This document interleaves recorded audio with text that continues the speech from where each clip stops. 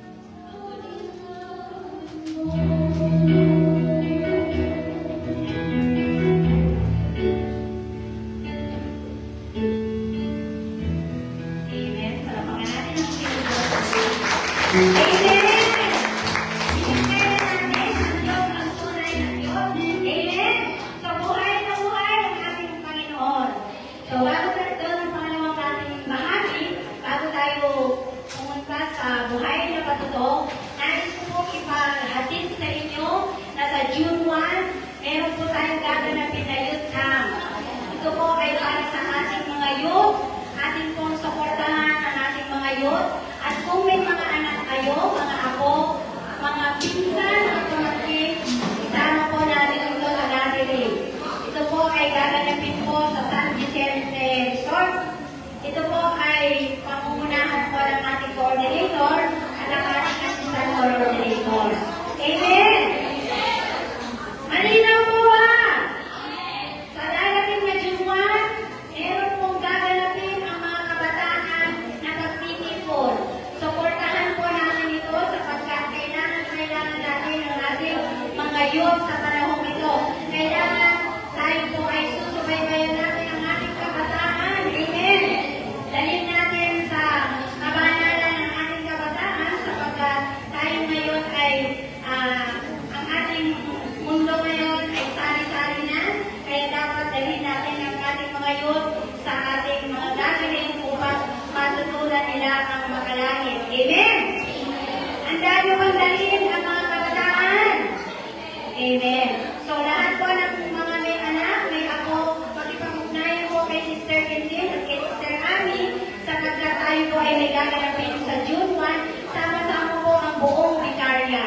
At syempre, dahil po ang mga youth natin ay wala naman pong hanap buhay, tayo po ay humihingi ng suporta ninyo, yung konting ibibigay po ninyo at pag pinagsama-sama po yan, ay malaking bagay. Makakaasa po ba ang mga kabataan sa ating suporta? Sapagkat tayo po ay gagawa ng pagtatanim nila. Itatanim po natin yung ating tulong sa kanila para tayo po ay lumago, lalo po tayo lumago, lalo na po ang kabataan. Amen po. Ito po kasi ang layunin po ng ating gawain. Tayo ay makaakay kasi mahirap na po pag inakay po naman natin ay 60 na. After a year na, paano na? So, kailangan po natin ng kabataan. Amen po. Maaasahan po ba ang inyong mga suporta? Hindi lamang po yung mag-anyaya, kundi inaanyayahan din natin po kayo. Kung meron man kayong kakayanan, buong puso po namin tatanggapin ito sapagkat ito po ay ating pong kabataan. Amen po, wala naman po silang maasahan ka. So tayo po nanais magdalawang, malaya po kayong magbigay sa ating coordinator, sa secretary po natin. Amen.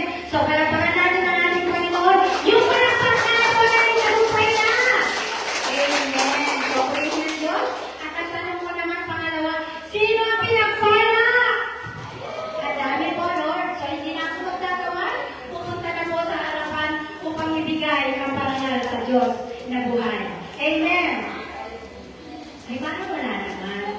Pakiulit nga, Sister Dr. Sino pinagpala? Amen! So, ngayon, lahat ng sumagot, pupunta na dito sa harapan upang ibigay ang parangal sa Diyos na buhay. Nanay Isay. Salapuran natin ang ating Diyos na buhay. Ayan. Yan din na yan ang pinagpala. Amen. Salamat sa Diyos. Salamat kaya sa dahil. At lalabigin sa inyong aking mga kapatid sa pananampalataya. Alam po ninyo, ako po ay talagang magsinyal. Ako lang ako nahihiya. Ako nahihiyain. Hindi po ako nahihiya. Sobrang pagkasalamat kaya sa dahil kasi ako po yung binago niya talaga. Sa dami kong pagsubok na nabating sa buhay ko. Nariyan po ang masusunog ng aming bahay. Kasi madamong po nakadagsak ang aming plancha. Hindi po nasusunog ang aming bahay. Nariyan po yung aming sinigang na pinaiinit, na ulam. Ako po'y nakasakay sa jeep, sa paisanan. Naiwanan ko po ang aking kaldero na nakalag sa silin. Nakukuha ko yapon. Nung po kami dumating sa kaldero at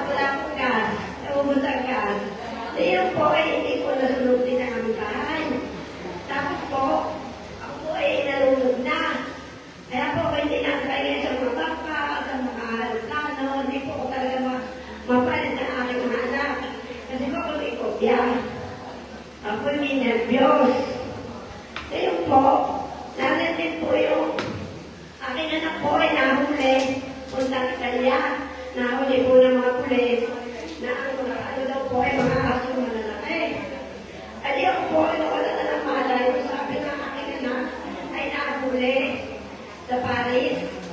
Nawala na po ako ng diwa. Wala na po. Hindi po, nagkagaling po sa taluan.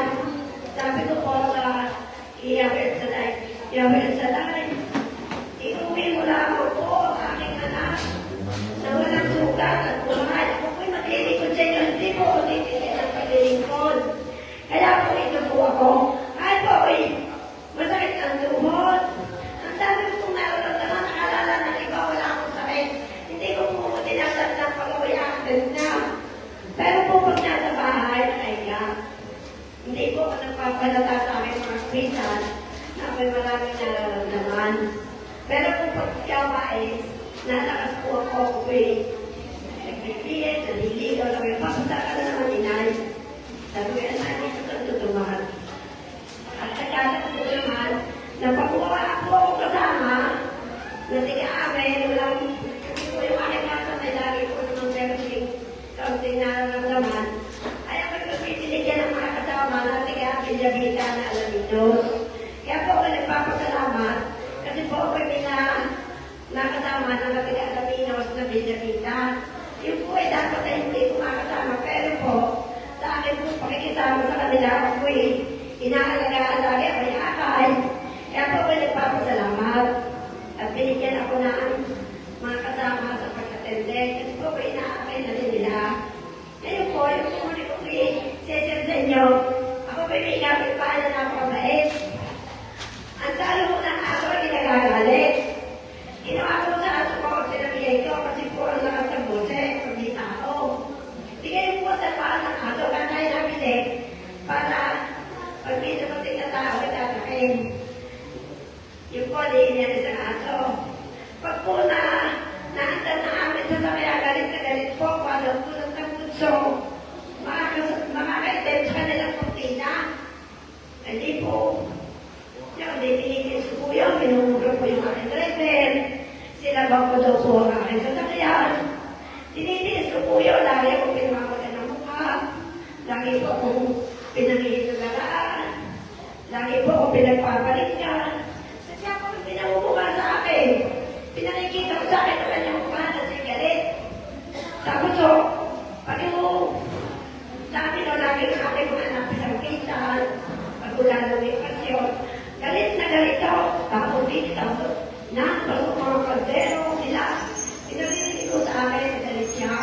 Tinitikulan niyo kasi sabi niya sa dahil ay magtiis na alam sa kanya, tigahaw. Sabi ko ay alang-alang sa akin, magtiis si anak. At ako ang bahala sa kanila. Yung po, tinis ko po yun. Ngayon po, yung puntok ng mga preachers, lagi ang sabi nila, magpatawad. Kayo po ang humingi ng tawad, kayo po bumate. Napakasakit po sa kalupag po, hindi ko po kaya.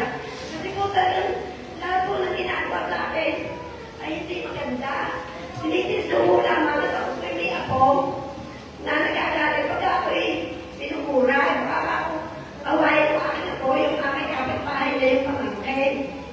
Ngayon po, sa kapitbahay ko, kakapanin ko ng please, nasabi, kayo ang magpatawad. Pinatawad sila po, kukuha ko ng bilig. Kasi po magmamahal na araw, para na akin po. Pag-atin na rin sa live, wala na tayo saya ko, kung hindi susunod. Hindi ako po magpatawad, ako po yung bilig. Abay ngayon po ay, nung ako yung bilig, lagi na muna sa akin, ayoko naman po. Lagi po kung nakumunta, ayoko po yung munta. Tamunta, ayoko po na po nakipagpitigan tayo niya sa akin. Ngayon po, nagpiyesta sa akin na sa Santa Elena, hindi ko po pinupita, tayo po nga po ng kanyang ugali. Pag po nagperte ang aking ako, hindi ko rin po pinupita. Kaya ngayon ganun na galit na naman po sa akin. Hindi na naman po naibig. Sabi ko, wala na po kasalanan pa rin po. Ako yung nagpirap na sa aking kapitbahay. Kaya ako hindi ko kapatid, ako pinahiya ko kasi hindi maniwala. Sa totoo lang po. Ngayon po ako pinatawag din sa Josie. Kaya po maraming salamat. Ay siyempre ang aking nararamdaman. Na talaga po kung hindi nga po siya sa life. Kung ako ako'y utas na sa aking po ng problema dinadana. Kaya po maraming salamat po. Amen. Pinagpala po kayo. Ang dami natin sa mga namin. Amen.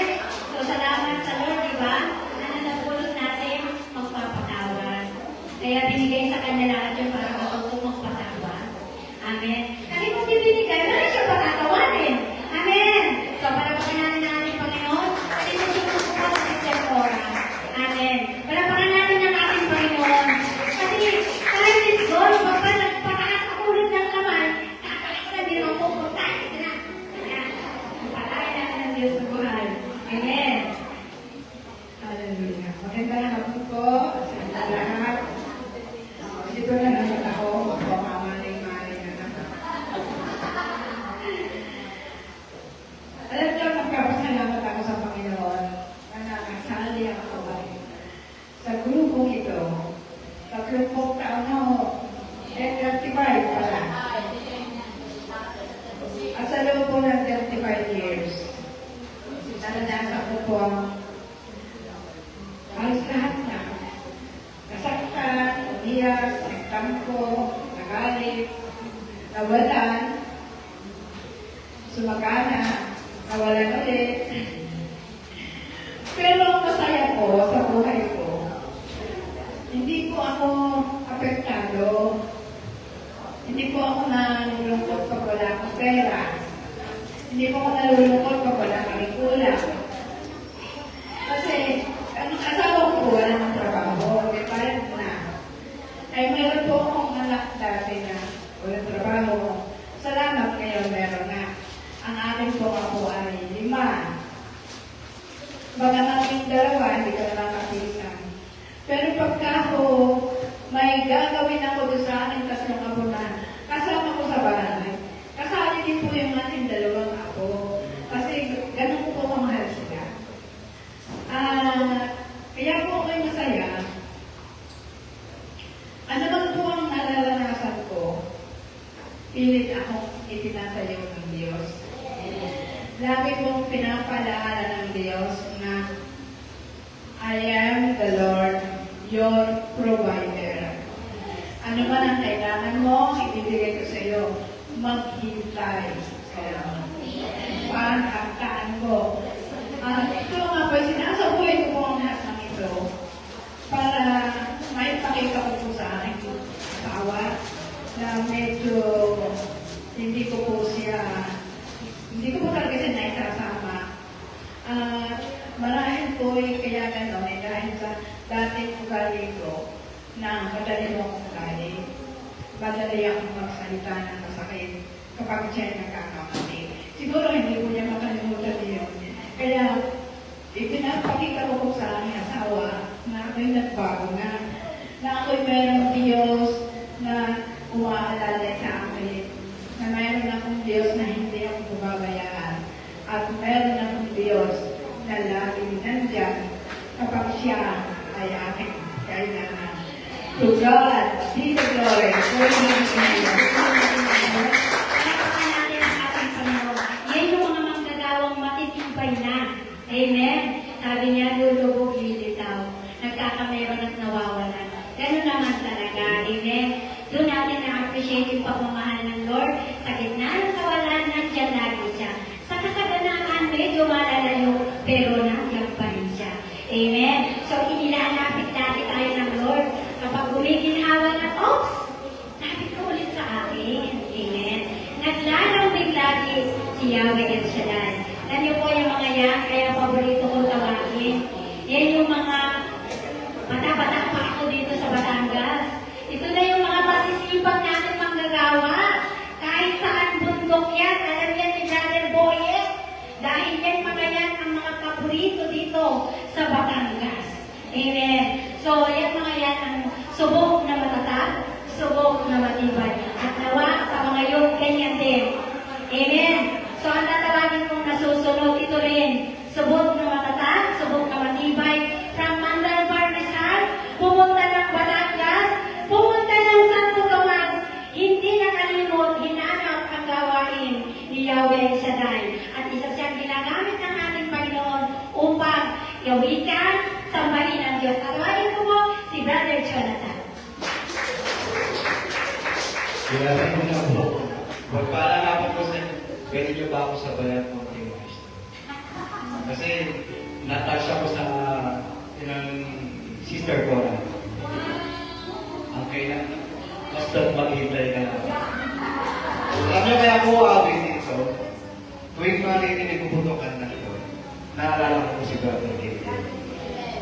Sa dito po lang sa 13-14. During that time, ako po'y lihis. Lihis ang buhay. Wala ako kay El Shaddai. Talagang sabi ko nga si Brother Jonathan, maraming kinakasama, no, during that time. Pero tuwing maririnig ko yung gising-gising, bangon-bangon, yan, kay Brother Guillermo. Kasama niya, tatakandaan ko sa radyo si Brother Meding Cabello. Yan. At lagi niya kinananta yung basta magintay ka lang. Malinis na sa lang.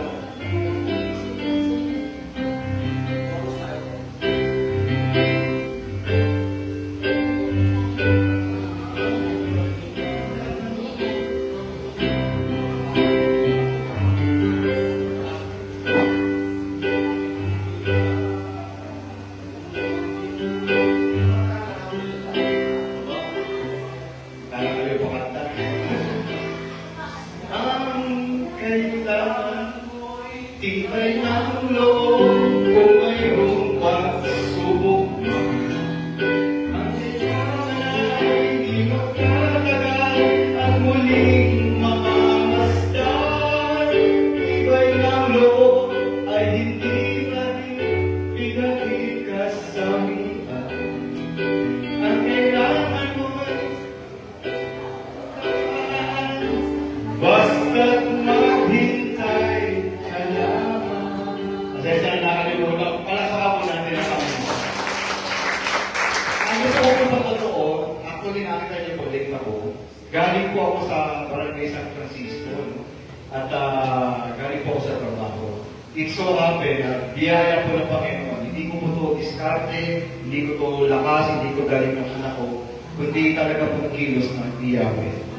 So, kausap po namin at nagpotobot kami doon sa pamilyar po kay Lihim Cafe, Bonita, no? So, yan po, yung Bonita place, pinag-event na po na karami mga kasal at medyo may kamahalan yun.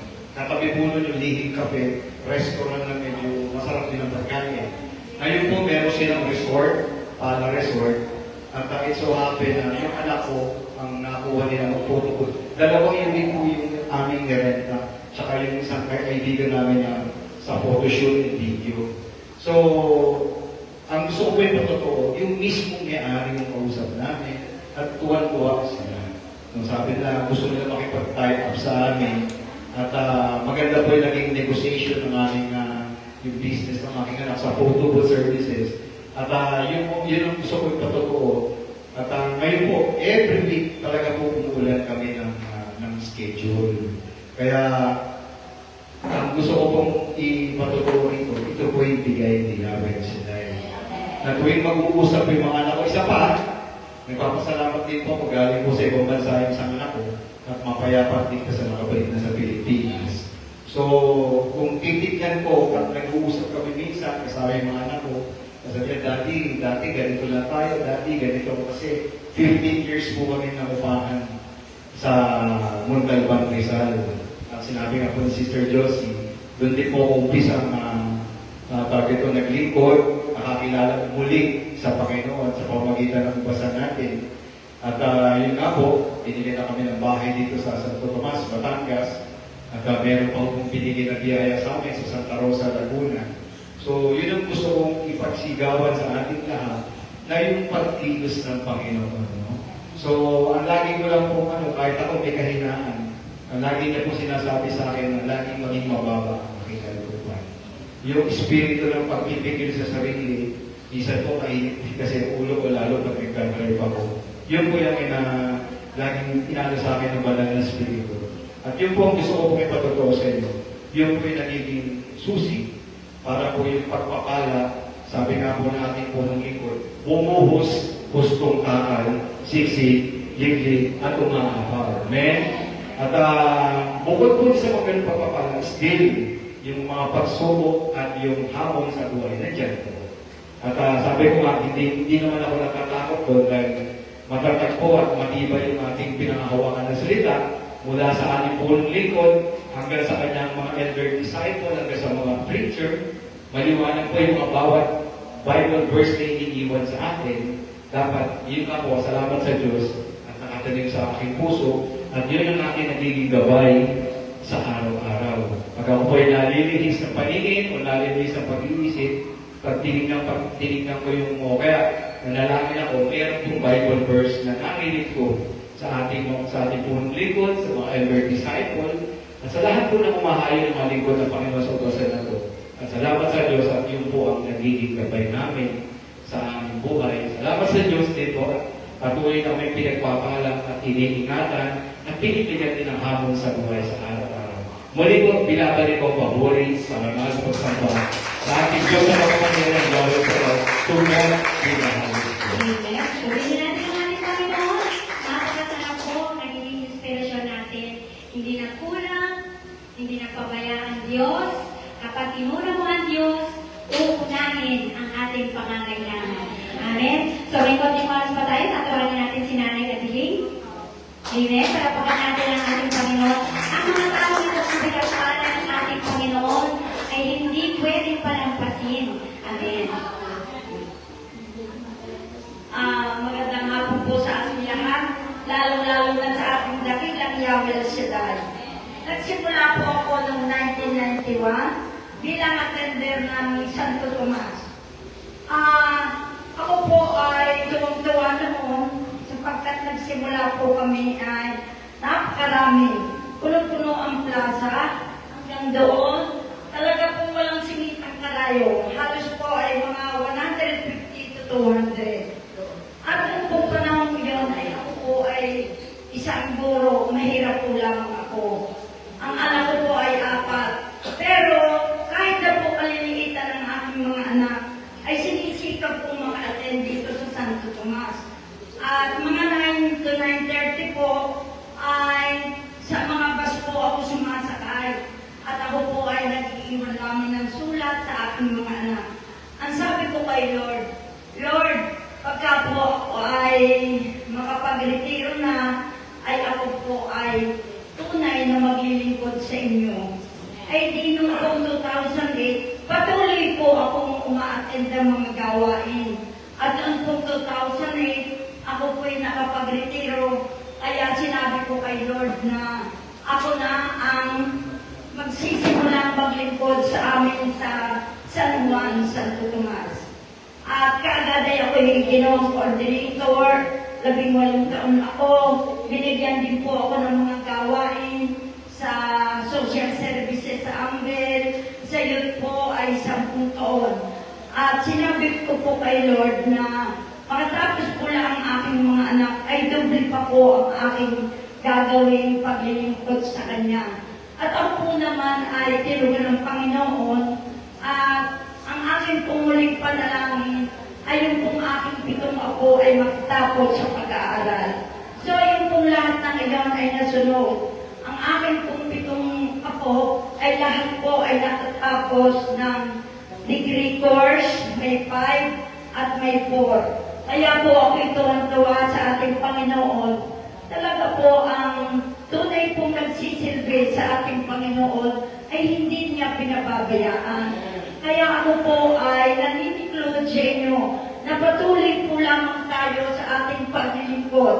Alam po ninyo, ako ay 78 years old na at lagi po ang kalakasan at kagalingan ay binibigay niya sa akin. Ganon din po ang aking pamilya. Ang aking pong panganay na anak ay 54 years old.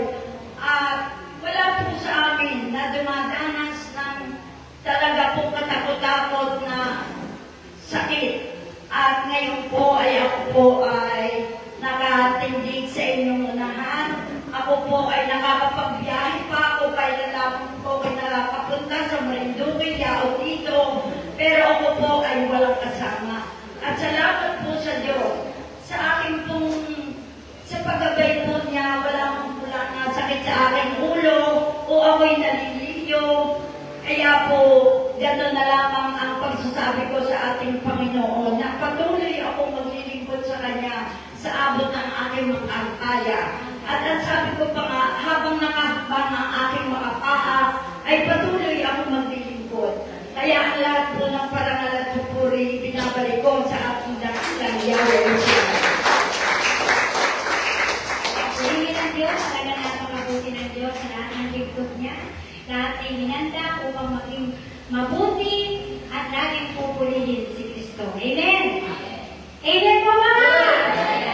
Salamat sa patutuloy ni Nanay Gisay, Sister Cora, at si Nanay Liling at kay Brother Jonathan. Maging inspirasyon naman natin para magpatuloy at patuloy tayong maglilingkod kay Kristo. Amen. Dahil dyan, kayo nga po'y tumayo na. Habang tumatayo, pumawala pa. Yung talagang tama natin sa lupan. Amen. At ngayong gabi, ihanda natin ating mga puso. Ihanda natin ang ating mga isip.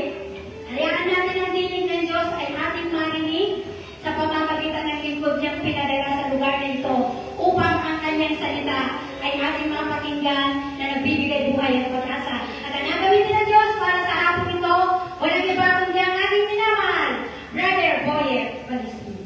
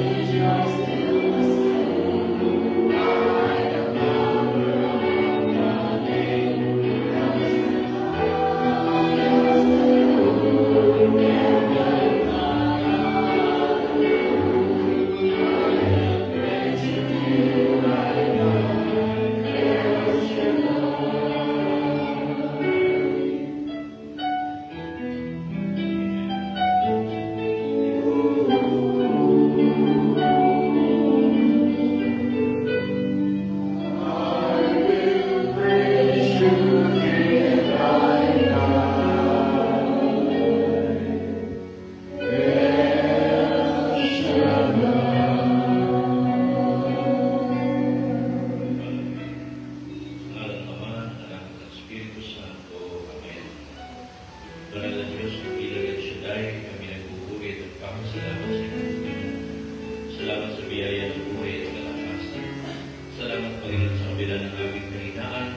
Hindi mo kami nahayaan ang ulit sa kaparusahan ng Panginoon. Sa umagang kasama ito, dalangin namin, samahan kami ng Espiritu Santo. Palayan mo ang mabuting balita. Nalalahanin po ang pamahal sa buhay na iwan sa aming tahanan. Ingatan mo rin po sila tiligtas sa mga pamamahal. Dalangin namin, Panginoon, ang bawat isang naparito ay magkaroon ng katagumpayan sa kanilang buhay. Muli, Panginoon, nalalahanin po ang lingkod mo, si Brother Mike Pilate at si Brother Miguel Javier. Patuloy silang bigyan ng kalakasan at kalusugan at bigyan, Panginoon, ng mahabang buhay upang patuloy kong makapagayag ng mabuting balita. Sa ngalan ni Kristo Jesus, sa ngalan ng Ama, sa ngalan ng Espiritu Santo. Amen. Purihin natin ang aming Panginoon.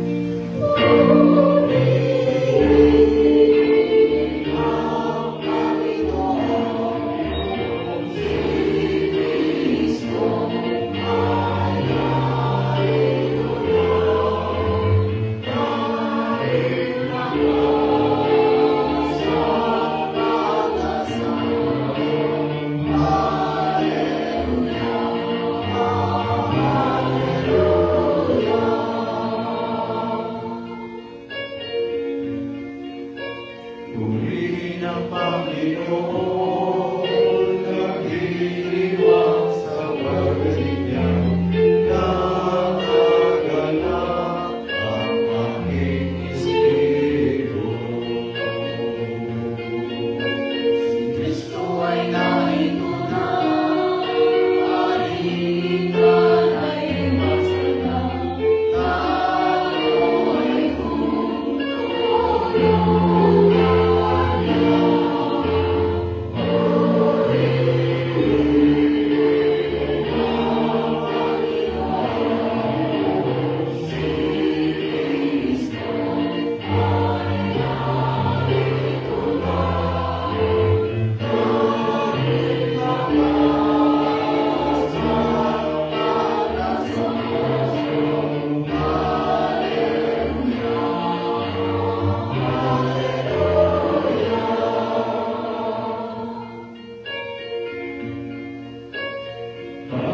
ka sa pagkasal, nalilibot sa tuwina, nakahandang tulungan ka. Hallelujah, lagi na siya ang kasama sa hirapan at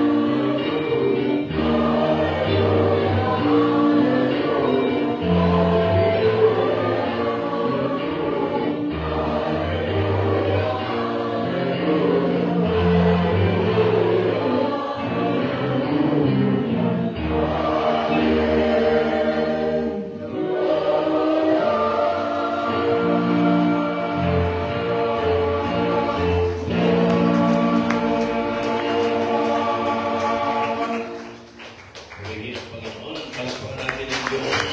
Lord of God. Lord, we praise you. Hallelujah. Buksan natin ang Ebanghelyo ng Panginoon ay kay San Juan, Kabanata 14, talatang 23 hanggang 29. John 14, verses 23 to 29. Sumagot si Jesus, ang umiibig sa akin ay tumutupad ng aking salita. Iibigin siya ng aking Ama at kami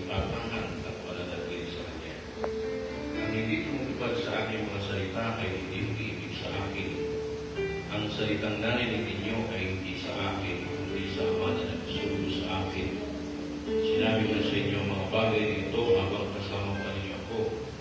Ngunit ang tagapagtanggol, ang Espiritu Santo na isusugo ng Ama sa pangalan ko, ang siyang magtuturo sa inyo ng lahat ng bagay at magpapaalala ng lahat ng sinabi ko sa inyo. Kapayapaan ang iniwan ko sa inyo, ang aking kapayapaan ang ibinibigay ko sa inyo. Hindi ito katulad ng kapayapaang ibinibigay ng mundo. Huwag na kayong kabalisa, huwag na kayong natakot. Sinabi ko na sa inyo, ako'y aalis, ngunit ako'y babalik. Kung iniibig ninyo ako, ipagagalak ninyo ang pagpunta ko sa Ama. Sapagkat higit na dakila ang Ama kaysa sa akin. Sinasabi ko na ito sa inyo bago pa mangyari, upang kung mangyari na, ay manalig kayo sa akin. Mga magulang ko at kapatid, ito po ang mabuting balita ng ating Panginoon. Lord to God, Lord to Christ Jesus,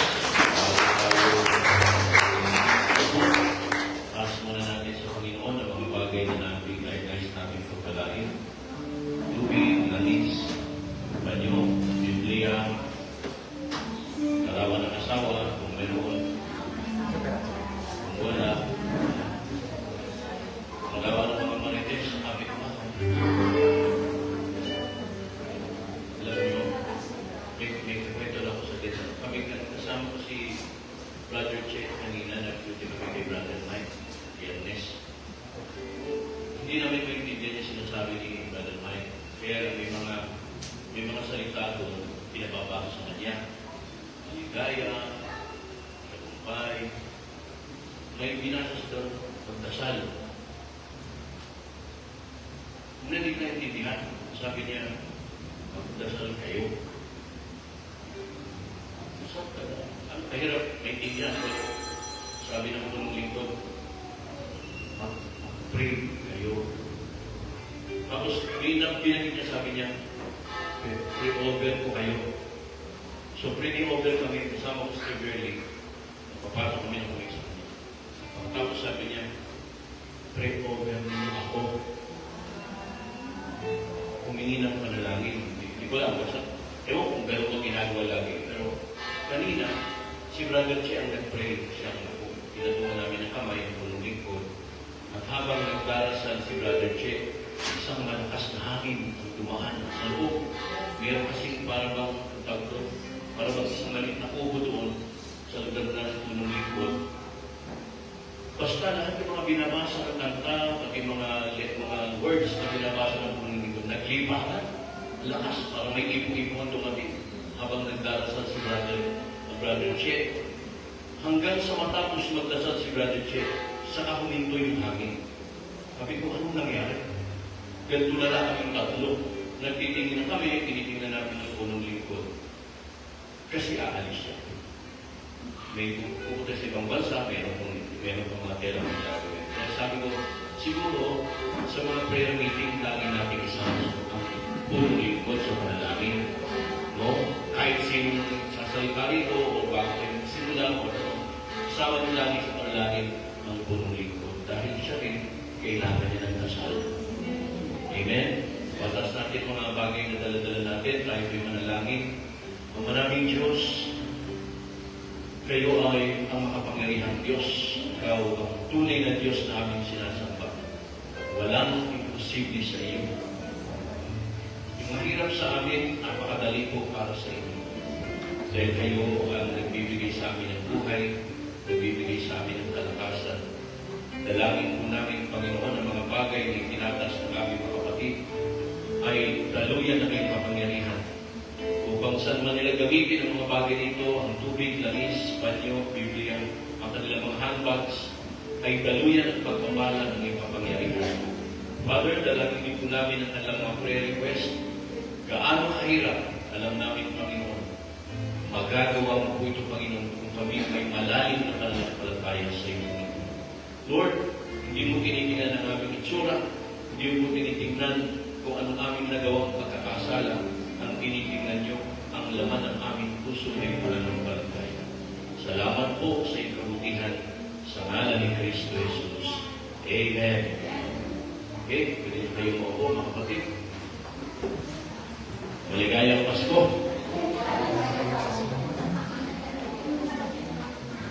Maligayang Pasko ng pagkabuhay. No? Kung iniisip natin ang Pasko ng pagsilang itong bata, ay hindi pa yun ang pinakamasaya. Sabagat ang pinakamasaya ng Pasko ay ang Pasko ng muling pagkabuhay. Pero kung hindi nabuhay si Kristo, sayang lang ang pagpunta natin dito.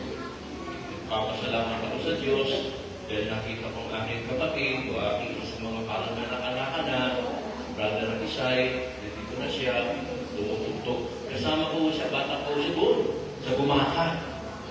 Doon kami inabot ng pandemya. Pero kahit may pandemya, naliligo kami sa ilog. Walang takot. Naglalakad kami pagkakang palengke, inaabangan kami, pinagin sa palengke, paparilin kami ng bato. Para makita may lagdag ka, wala. Anyway, sabihin mo siya kagabi, kapatid. Handa na bang makinig? Okay. Sabihin niyo nga po, okay. Nakakatawa, no? May mga kantaron, kinakanta ng purong lingkod. Kinakanta namin, sumasabay siya kahit tulog.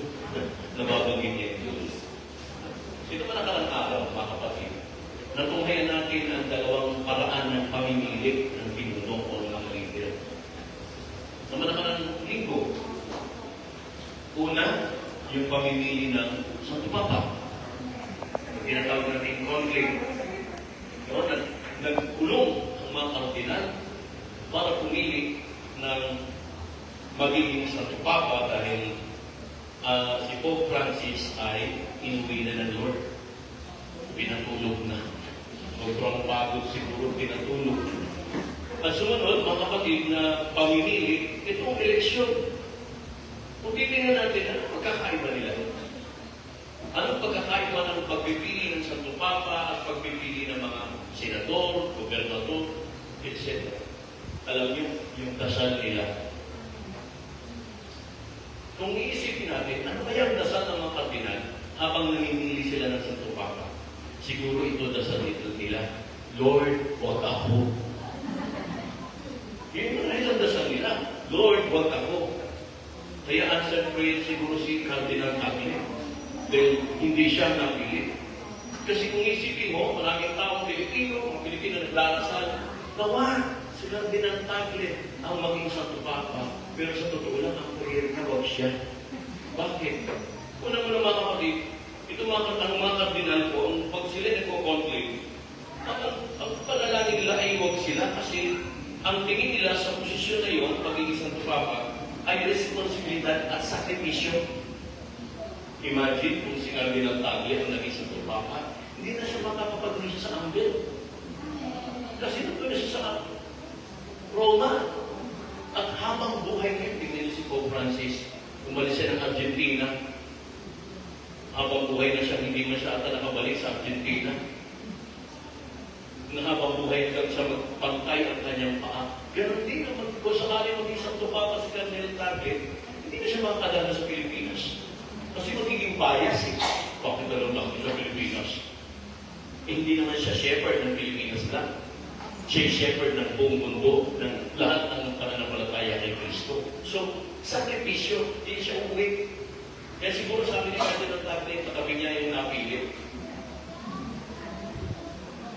Ang tinitingnan kasi nila is responsibilidad at sakripisyo. Sakripisyo yun.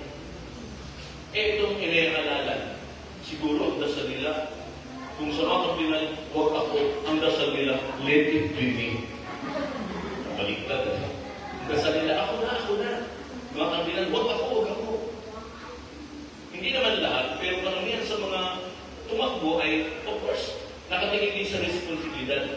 Pero kasama sa responsibilidad na nakita nila ay yung pakinabang. Okay. Sino ba naman hindi gusto bumiyahe sa Maynila na matraffic na sisirain ang kasana? Di ba? Hindi matatraffic. Sino ba naman ang hindi na bawat kontrata, Koreano ang kasama. Bawat kontrata, Koreano ang kasama. Magkano Korea?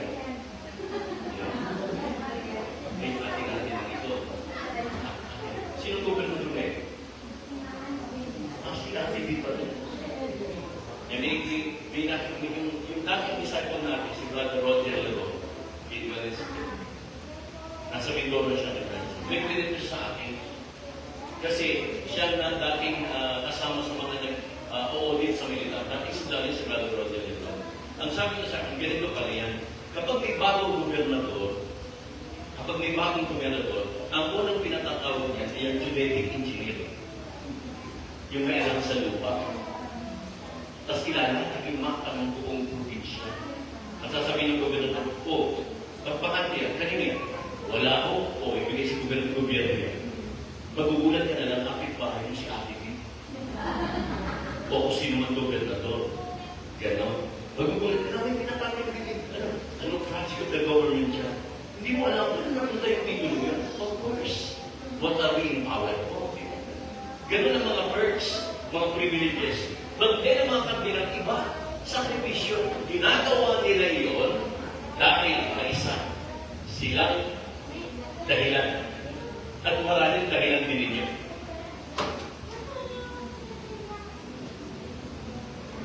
Alam niyo kung anong dahilan? Mahal natin ang Diyos. Kaya kung kayo nandito, hindi mo siguro kayo pupulat ito dahil may mahal. Hindi mo siguro kayo pupunta rito dahil, siguro may maganda na natin mag-preach. Wala na. Pumunta kayo dito, kahit masaya, ganun. Hindi. Pumunta kayo dito dahil mahal natin ang Diyos. Ang pagmamahal, sakripisyo, iiwan niyo bahay. Masarap-sarap matulog sa hapon, iiwan niyo, ang layo-layo pa na linalakad niyo, papunta rito, pagdating dito, uupo, tatayo, ngingiti, uupo na naman, tapos may iba, hihikaw. Pero hindi. It does not matter kung inaano ka. Ang importante, nakita ng Diyos na mahal mo siya. Nakita ng Diyos. Ang ating ibigay mga konti, malalim na pastoral na pag-aaral ng Panginoon sa Kristo.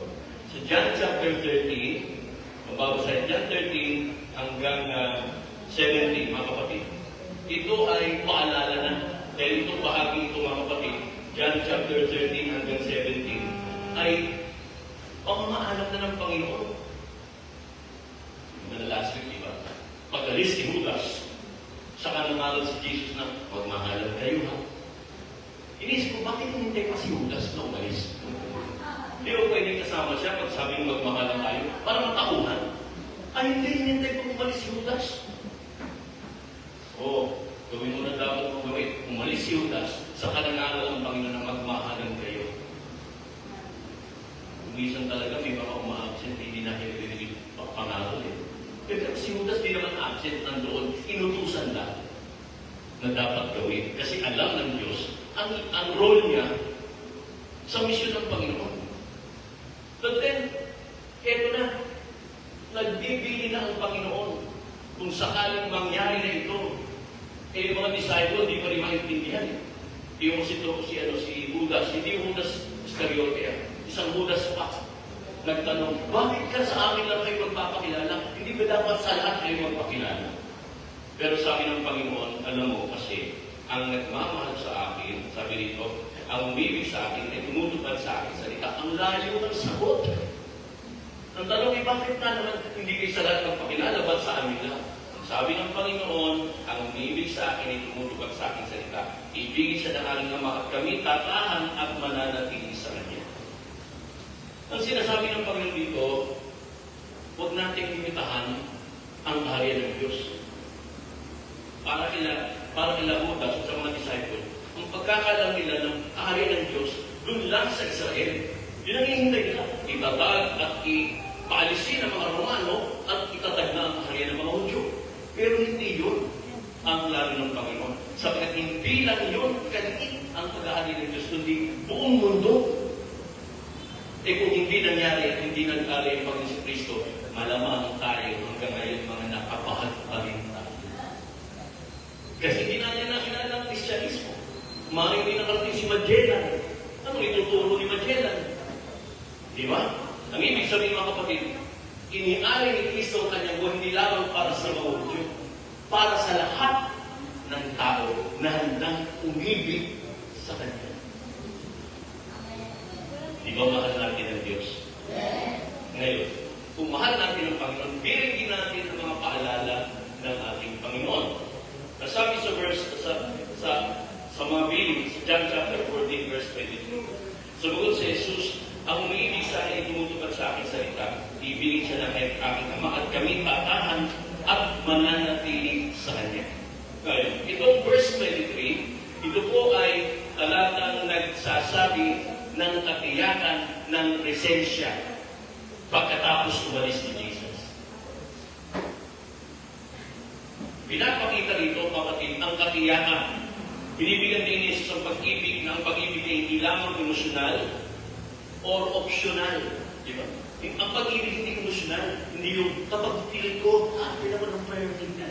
Feel mo lang. Pero pag hindi mo feel, hindi na ako at hindi ko feel. Hindi emosyon ang pagmamahal. Hindi rin option ang pagmamahal. Namamahalin mo siya kapag tumanggap ka ng ayuda. Uy, mahal kita kasi binigay mo ko ng ayuda. Mahal ko ang Diyos dahil answer prayer ko lagi. Hindi ganon. Kung sinabing pag-ibig, hindi ito option.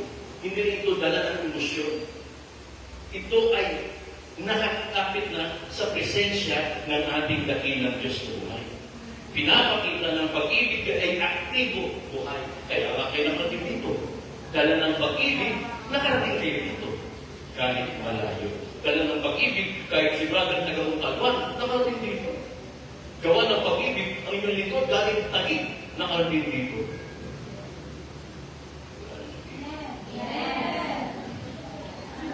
Tapos sabi na ng Panginoon, darating kami at gagawa ng aming tahanan. Wow! Ibig sabihin na sabi ng Panginoon, mananahan kami sa inyo. Hindi lang si Jesus, kundi ang Ama, Anak, at Espiritu Santo ang mananahan sa mga tao ng ibig sa Kanya. Ang salitang tahanan, salitang mone, nangangulugan naninirahan o tirahan. Nagpapakita ng tahanan ng Diyos ay hindi lamang sa langit, kundi sa puso ng mga mananampalataya ni Kristo. So, hindi lang sa langit si Jesus nagahari. Nasa atin.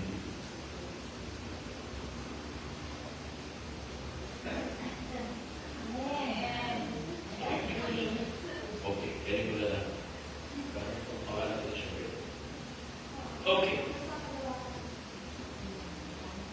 Ang El Shaddai sa Israel, hindi pinapakit. Hindi rin isinusunan. Bakit? Para sa kanila, ang pangalan El Shaddai nagdadala ng sumpa. Bakit ko nasasabi ko? Galing ako rin eh. Lumasay ako sa Israel, hinaral ko, bakit gano'n? Inalam ko kung ano talagang koneksyon ng pananampalataya natin kay El Shaddai. Hindi pinabangkit, hindi sinusulat ang pangalan ng El Shaddai. Bakit? Kapag nagkamali ng paggamit, may kasamang sumpa. Eh sa ating hindi nagdadala ng sumpa ang pangalan ng El Shaddai. Nagdadala ng biyaya galing sa Diyos. Ganun na lang ang takot nila sa pangalan ng El Shaddai. Nung ako po'y nandoon sa Israel, alam mo gawain nila sa Dayton ay gabi ng Biyernes. Kasi ang Sabat nila, parang ganito, Biyernes. Pag Biyernes na, sarado ng mga tindahan. Nakakatuwa ka rin eh. Nung inabutan ako ng Sabat kasi paglubog ng araw. Nung inabutan ako paglubog ng araw, sabi ng prayer partner, Brother, ikaw mamaliki muna tayo. Ano ba kayo ako? Pupunta na sa paliki, sarado na ngayon. Ay ganun pala sila, mga Pilipino. Pag sarado ng paliki, lahat ng tindang natira, binubomba ng bunggero. Hinahayaan na. Eh kami naman. Sabi, Brad, magdala ka ng suko. Abay kami for the first time napunta ko ng palengke ng ganitong oras sa Tel Aviv. Abay lahat ng bumubulong. Brad, damputin mo yung asina ng sakas. Kasi wala na eh. Hindi mo pwede na rin. Sabat na araw ng pamamahinga. Nakapulot pa ako ng buong manok. Dinagay ko sa sako. Sabi ko sa Pilipinas, hindi ko namumulot ng pagpag.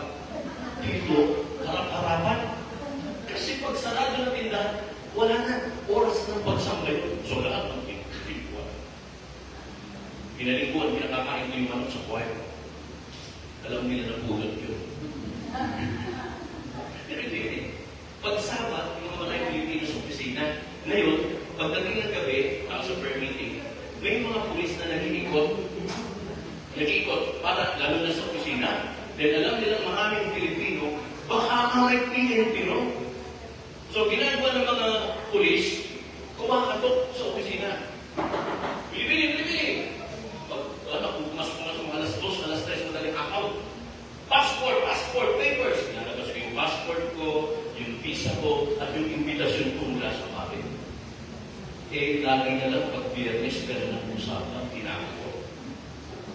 Alas 3 madaling araw, inaantok pa ako. Nakiusap ko sa mga prayer partner, mga kapatid, ano magagawin natin para itantanan na tayo ng mga pulis dito? May nagsuggest, magbagay kayo tayong pangalan ng El Shaddai sa pintuan. Sabi ko, wala na naman tayong pangalan ng El Shaddai dito. Pero mga kapatid, hindi naman intindihan yung El Shaddai na pinabasa natin. Kasi ang sulat, ang basa nila, kung tayo yung El Shaddai ay mula kaliwa pa kanan, ang basa na mula kanan pa kaliwa. Baliktad. At ayaw isulat eh. Sabi mo naman sa amo mong Hudyo, isulat na lang yung El Shaddai. Ay, no. Lo, sabi lo. Kasi lo, cannot, lo. Ayaw. So, mabuti na lang ang mga Pilipino, matatalino. Kalimutan yung mga Pilipino. Hindi ba kayo Pilipino? Baka hindi kayo Pilipino. Baka China ba kayo? Ang mga Pilipino, matatalino. Ang dali nilang mag-adapt. So, sa tagal sa Israel, marunong sila magsalita ng Hebrew, marunong na sila sumulat ng Hebrew letters. So, may Pilipino, nag-lettering siya, ginawa niya yung pangalan El Shaddai. Linagay sa pintuan. Pagdating ng Biyernes, ako pa naghintay sa pulis. May wala. Pero alam ko may pulis. Bakit? Naririnig ko eh. What? Yan na, may pulis na. At mayroong mga ilaw-ilaw. Natutukan siguro yung pangalan ng El Shaddai sa pintuan at hindi na ako ginagawa. Bakit? Premier, respeto nila ang pangalan ni El Shaddai.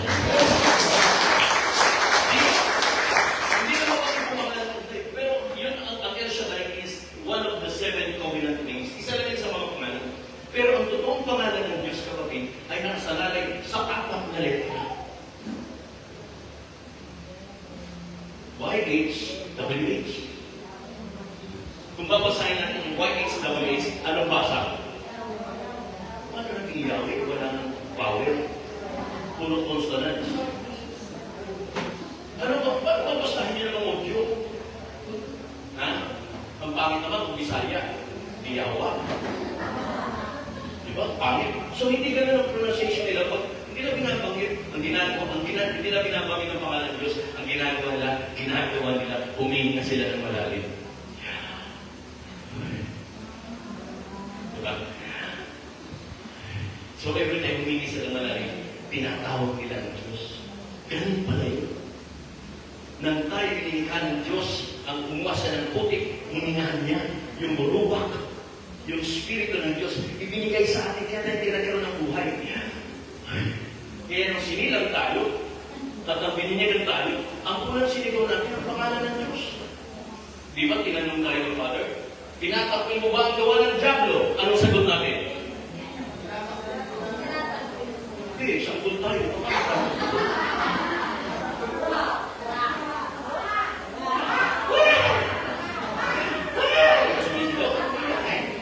Ibig sabihin, bata pa lang tayo, kapatid, tumatawag na tayo sa pangalan ng Yahweh. At hindi lang yun, kapatid, good news. Habang ikay lumalaki, kapatid, ang pangalan ng Diyos ay lagi mong binabanggit. Hindi ka iniiwan ni Yahweh. Hindi ka lang. Hanggang sa huling sandali ng iyong buhay. Di ba?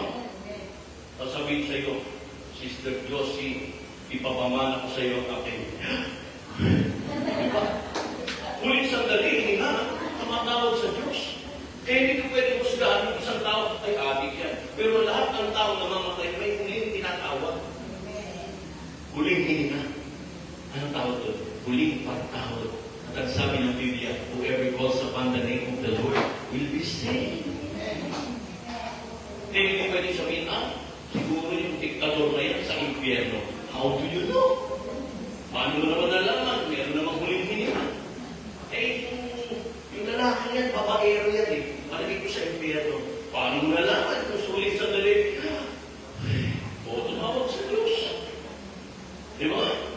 Who are we to judge? Hello? So, ibig sabihin, habang tayo, ikaw, ako, ay huminga, huwag tayo mawawala na. Kaya ano ba? Kasi problema ka, huminga ka malalim. Ay, bigas.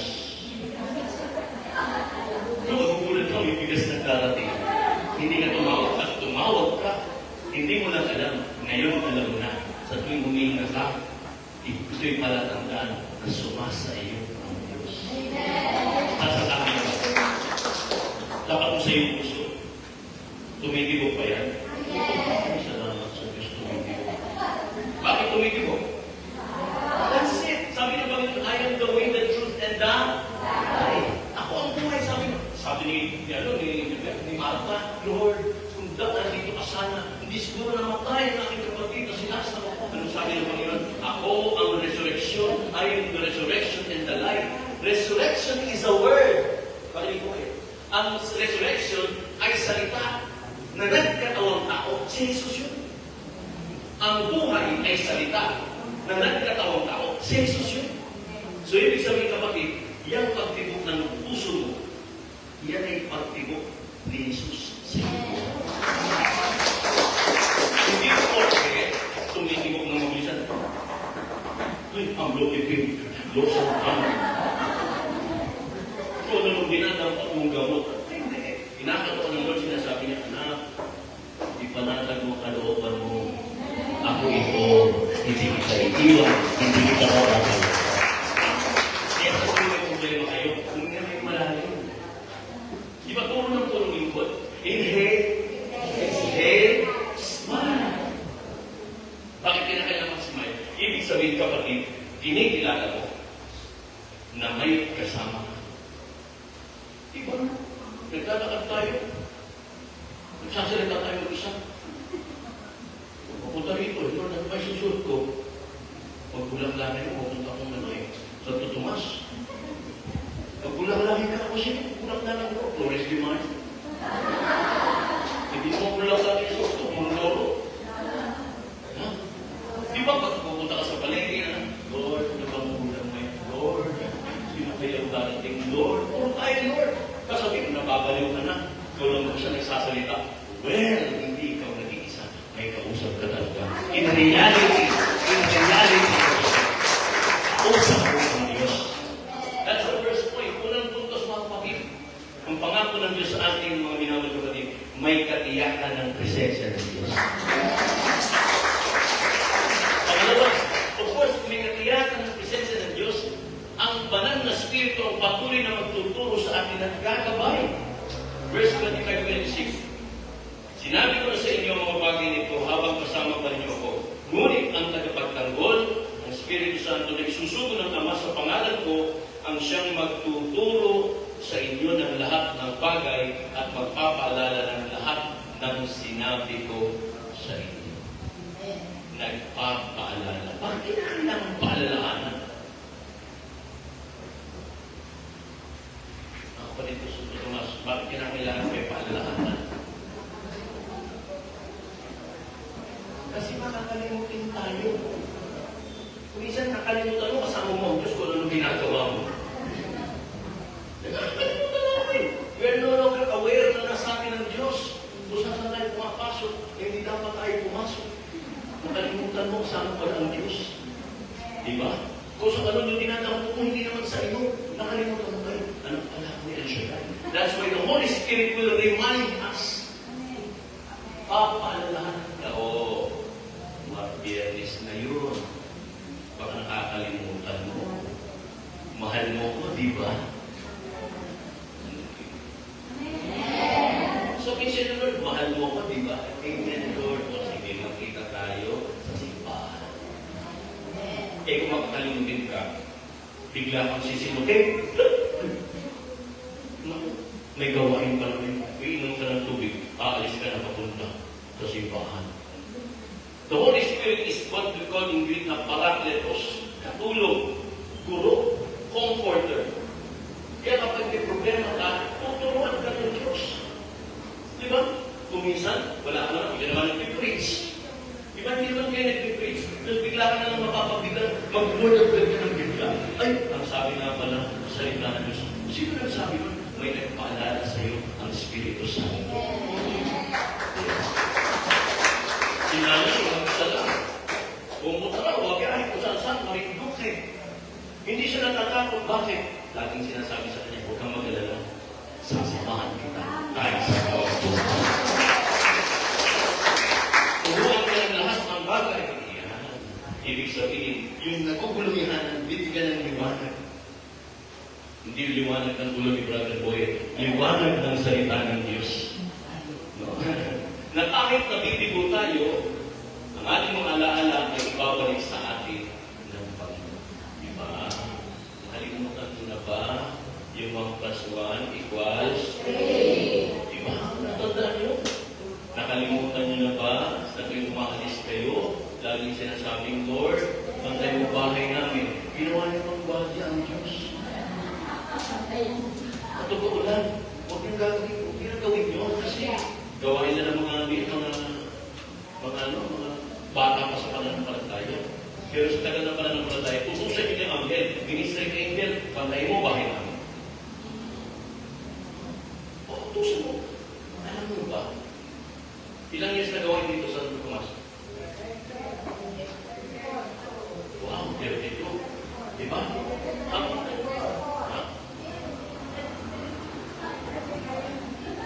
Boskoy. Higatan natin gawang agad. Ito mahalaga. Ito mahalaga. Habang lumalalim ka sa pananampalataya, dumarami naman ang demonyo na kapaligid sa iyo. Pero, tandaan mo, kung halimbawa, habang lumalalim ka sa pananampalataya, may 10 na demonyo nagbabantay sa iyo. Kapatid, yung 10 demonyo, pagdating sa mga hil, dinodoble ng Panginoon. Ginagawa ng 20. Eh kung 1,000 yung demonyo na nakabantay sa iyo, kapatid, may 2,000 ang anghel na nagkabantay sa iyo at iingatan ka at pwede mo hangarin na ikaw yung ligtas. Kaya huwag kang mabalisa. Huwag kang mangangamba. Diba? Ipapalala sa iyo ng Panginoon ang lahat ng mabuting bagay. Diba? Diba kung lakad pa uwi mo dito? Kinakabahan ka na naman. Sasabihin mo, ang sabi ng Diyos. O diba, nakarutong ka agad. Naalala ko, noong unang panahon kasi, persecution, yung mga Katoliko, pag pinipersecute sila, nausin nila yung sign of the cross eh. Pag nakikita sila, parang hindi tayo mahuli ng mga Romano, pag nagsasalubong, Kristiyano. Ngayon iba na, may password. Hindi lang sa bracelet na siya na yan. Kung minsan sa kinakangiti siya, sasabihin mo, sabi ng Diyos, sasabihin siya, aking liligtas. Password. Balang araw, papawal ng Biblia, magtitingin na lang tayo. Sabi ng Diyos, pag hindi ka nasagot, hindi ka alam niya siya. Pero pag sinabi, sabi ng Diyos, sabi mo agad, aking ililigtas ang tama sa akin. O di ba, may password na tayo. Hindi siya na. Hindi kagaya ng sakay ko sa jeep, puntang Maynila, may bracelet na siya rin. Sabi ko sa kanya, uy, nagkita siya rin ka rin. Sabi sa akin, hindi, nanay ko. Yung nanay niyo lang ang ito na ulit siya rin siya. Papaalala sa inyo na lahat. Sasabihin nila, bago ka matulog, huwag ka manonood ng Koreano. Manalangin ka muna para hindi ka pangumutin. Pangatlo, tapos na ako. Maraming pa kayo. Okay. Pangatlo, kapayapaan. Hindi takot ang dapat nakikita sa mga alagad. Kahit nasa gitna ng krisis. John 14:27, kapayapaan ang iniwan ko sa inyo, ang aking kapayapaan ang binibigay sa inyo. Hindi ito katulad ng kapayapang binibigay ng mundo. Huwag kayong mabalisa. Utos to, mga kapatid. Utos ito, utos. Huwag na kayong mabalisa. Huwag kayong matakot. Sabi ba, shalom? Shalom. Saka shalom. Shalom. Ano yung sabihin ng shalom? Kapayapaan, peace. Pero pagdating sa Israelita, mas malalim ang ibig sabihin ng shalom. Pag sinabing shalom, kasi sila pag aalis, dyan na kayo, shalom. Pag makikita, uy, shalom, kumusta ka na? Laging may narutong na shalom sa mga audio. Bakit may ilangin naman? Shalom is not just peace. Ang shalom, mga kapatid, ay nangangahulugan ng pagiging buo. Buo. Walang sakit. At nakikisa sa Diyos. Kaya kapag sinabi ko Sister Josie, shalom, ibig sabihin dinidiklara kong buo, Sister Josie, walang kulang. Kapag sinabi sa akin sa Josie, Brother Boy, shalom, kahit wala akong buo, kumpleto ako. Kapag sinabi sa iyo, shalom, ibig sabihin you're declaring something that you're complete. Wala na.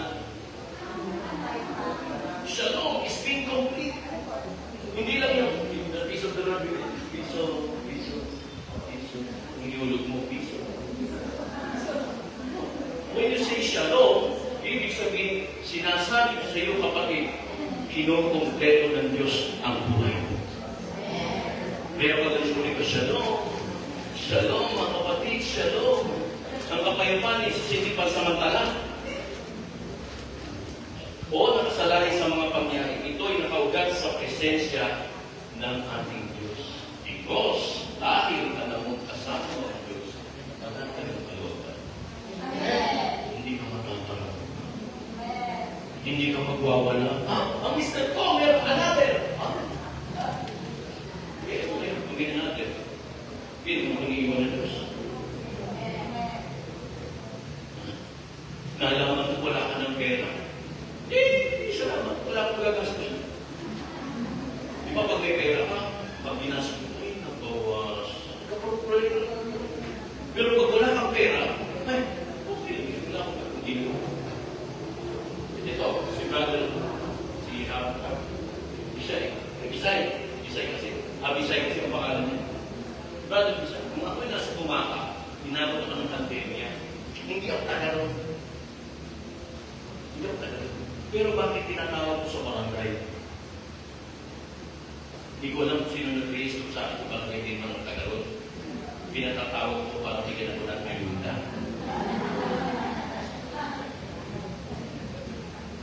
Hindi ka mananong kahit saan ka magpunta. Panatag ang kalooban mo. Dahil mag-provide ang iyo. O kahit saan pumunta, hindi ka talaga hayaan. Lalo na kapag willing mong sinuko ang buhay mo sa Diyos, wala ka na naalalahanin pa, sinuko mo na eh. Ano pang problema ito? Parang kami, natulog kaming taga-Makati, nagising kaming taga-Taguig. O kami pinagtalungan ng Embo, taga-South sa Embo eh. Dahil lang sa BGC, naku, naagaw ng Taguig yung Embo, nadamay kami. Nagising ako, taga-Taguig na. Pero kung sino mo sarili ko, magbawala ako wala. Pinipisi, mag-aaral ng anak ko, yung hospital. Bakit dinilaan ng Diyos? May dahilan. May kung mapipiliin kita sister, halimbawa ikaw sister, ano pangalan mo? Cherry, ano gusto mo? Santo Tomas o Amerika? Ang Santo Tomas. Ikaw kapatid, ano gusto mo? Santo Tomas o sa Bicol? Gumakaw. Dito na rin siya. Ito na rin pala. Ito, batang-bata pa yung nandun sa Gumakaw. Dito ka na rin pala, no? Mabuti naman. Kung gusto mo sa Gumakaw, anong oras? Listen, get yan eh. Sabi ni Sister Bush niya rito sa akin. Sabi ko, Mas, alam niyo, kung inyalay mo naman buhay mo sa Diyos, hindi ka dapat kakapit sa Santo Tomas. Kasi anytime, baka daling ka nito sa akin. Diba? Ikaw nga, makapagreklamo ka. O, gusto ko dito sa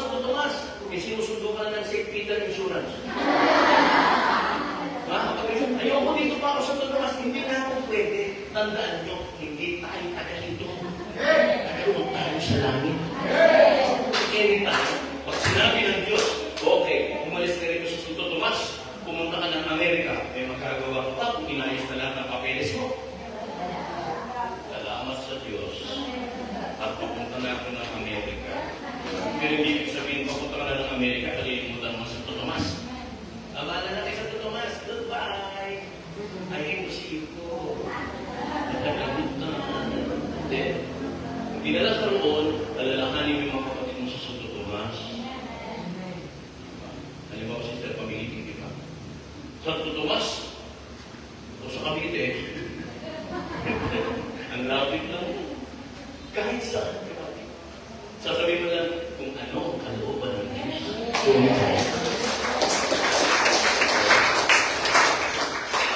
Ang pagsunod at pag-ibig ay hahantong sa isang malalim na karanasan ng pagkakaroon ng Diyos. Natakot sila. Aalis si Jesus. Pero ang pag-alis ni Jesus ay hindi isang kawalan.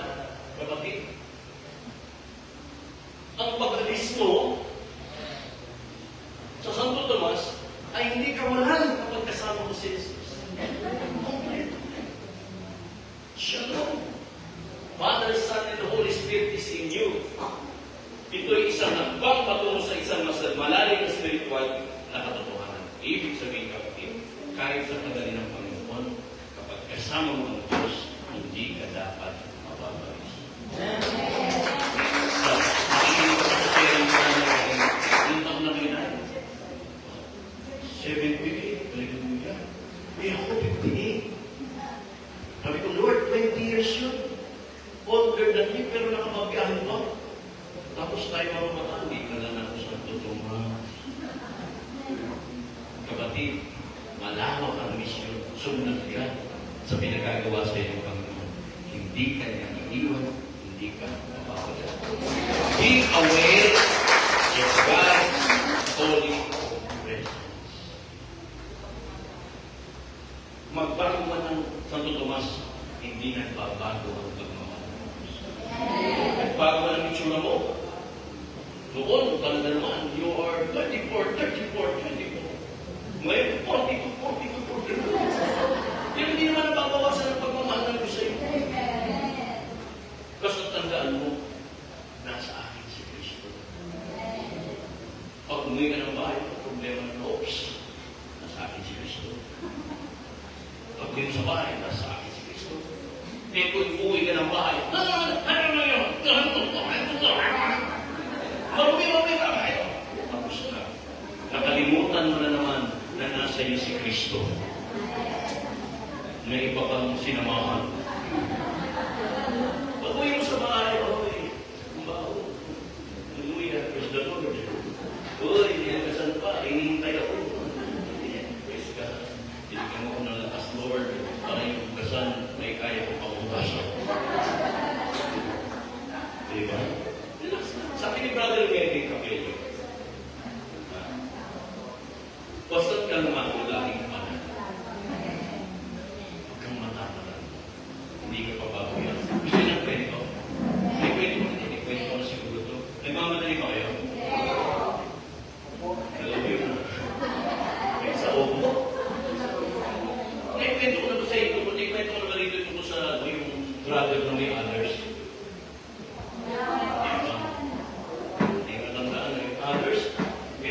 Isang brother sa Sambales, isang sister pala, ang sabi niya sa amin,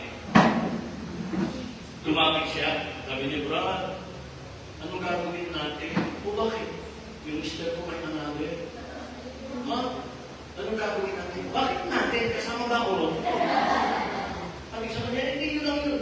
Hindi na brother, yung asawa ko may nangyari. Anong gagawin ko? Sabi ko, opinion ko ba? Gusto mo marinig? Sabi ko, oo, opinion ko. Sige. Ang opinion ko, kapag ang mister mo may another, ibinganda mo. Adultery. Oo, ibinganda mo. Kasuhan mo.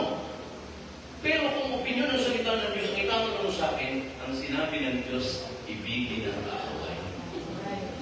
Tinuturing mo ba yung another na kaaway? Eh, galing kayo. Kasi sila sa isang compound, yung pintuan nila ito bahay nila, yung kabila, may isa pang pinto, doon pumapasok na natin.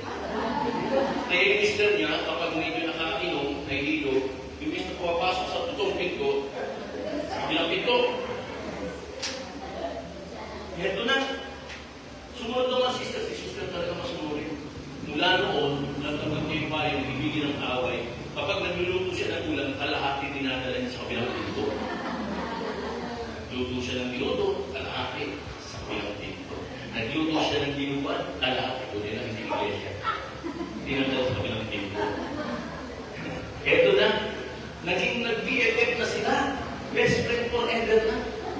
Naaya niya sa gawan. Hindi, sister, may days isa to sa sa iba elementary school.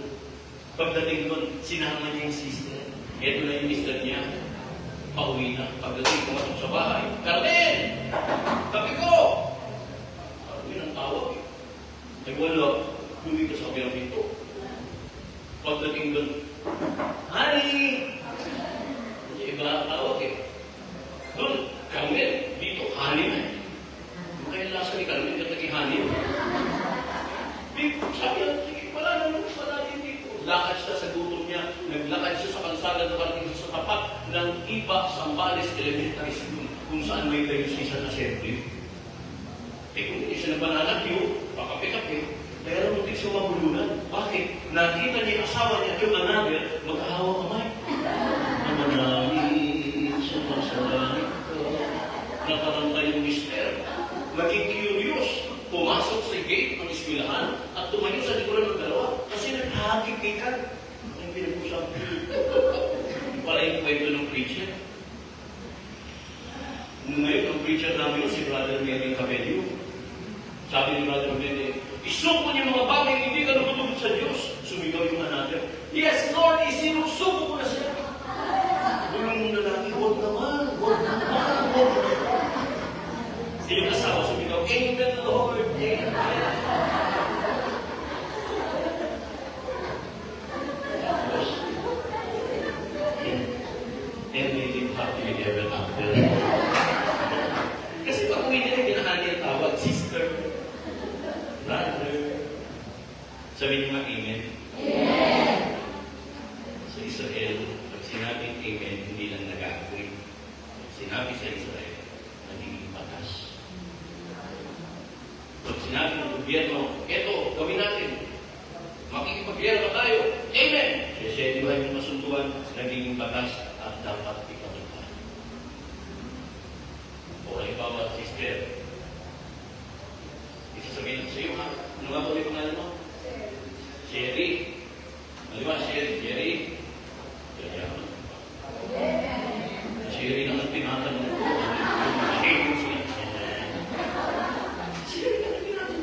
Pero anyway, Sherry, narinig kayo ni Presidente Bongbong yun. Hindi narinig ni Presidente Bongbong yun, hindi ko mayayaman. Pero narinig ng hari na magpapatupad kung mananatili ka sa presensya ng Diyos. O sabihin ko sa ito, kapatid, answered prayer ka na. Anong sagot? Batas yan na ipapatupad ni Kristo.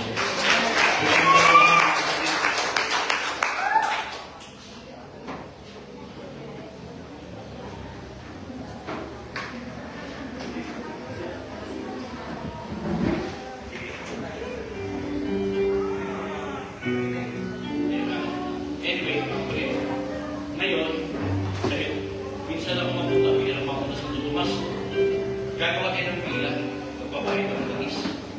Mag-pray ko kayo. Ngayon, pag pinahirap kayo langis, ito ang sasagot niya sa akin. Amen. Tinatanggap ko.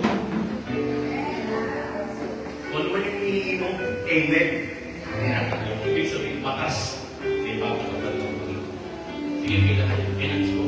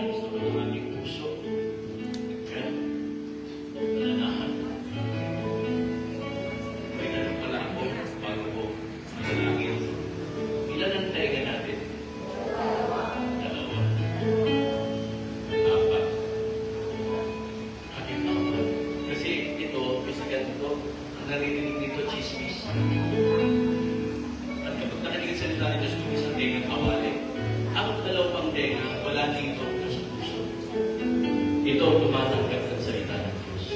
Ang tenga sa puso. Sabi ng Biblia, faith comes from hearing the Word of God. Yung tenga spiritual na sa puso. Dapat laging bukas ang tenga sa pakikinig ng salita ng Diyos. Kamay sa puso, sabihin natin, Amang El Shaddai, salamat po sa iyong kabutihan, sa iyong salita na aking narinig. Muli, nagpapakumbaba ako, inaamin ko po na ako'y makasalanan. Muli aalay ko sa iyo ang aking puso, isip, kaluluwa, ang aking buong pagkatao ay para sa iyo lamang. Dalangin ko po, lagi kang manahan sa aking buhay, maghari upang ang buhay ko ay sundan ng himala, kapabalaghan at katatumpayan. Salamat po sa iyong kabutihan. Salamat po sa iyong pagmamahal na hindi nagbabago noon, ngayon, at magpakailan. Amen. Patong niyo kamay sa balikan ng inyong katabi. Hallelujah. Sabihin natin yan, Amang El Shaddai, sa ngalan ni Jesus, binawawalang visa ko ang sumpa ng kahirapan karapat sa buhay ng aking kapatid. Amen. Sa ngalan ni Kristo Jesus, pinawawalang bisa ang sumpa ng karamdaman sa buhay ng aming kapatid. Gayon din